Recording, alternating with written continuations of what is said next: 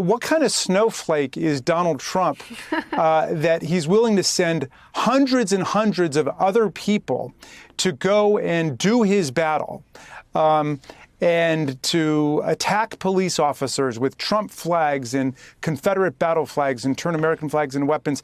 And he's very happy to do that. And he won't even come and explain himself why he thought he had a right to do that or why he thought that was the right thing to do. What is he afraid of?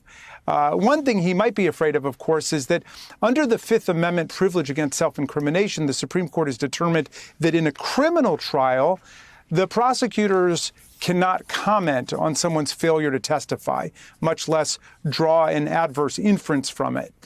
You can't even mention it, and that's grounds for mistrial. But in a civil proceeding, the Supreme Court has found unanimously, and this is Justice Scalia's big commitment. He was the one always writing these decisions. He said, if you don't show up for a civil proceeding, it's perfectly fine for that not only to be mentioned and talked about, but used against you and to be the basis for drawing an adverse inference. So if Donald Trump wants the entire country to draw the most negative adverse inferences from his not showing up, well, he's free to do that. But at that point, also the committee can say if there are any remaining gaps or conflicts or ambiguities in the testimony, we're going to resolve it against him because, as Scalia would say, he has every incentive and motivation to show up. And if he doesn't do so, he's basically confessing. And you can say that in the civil context, whereas you could never say it in the criminal context. In terms of the mechanics of how the subpoena would be enforced, can you just tell us the next steps? We saw the committee vote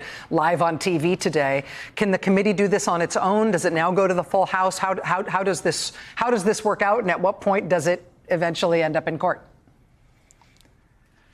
Yeah, well, the committee can act. It will go through the House of Representatives, and then we have the right to issue the subpoena, as we've done for lots of other people like Scavino and Navarro and Steve Bannon. And Steve Bannon, of course, has been criminally convicted of contempt of Congress for just blowing off the subpoena. So I don't recommend that to the former president or to the moms and dads of the country. If your kid gets a subpoena, that is something that you can't just hide under the couch.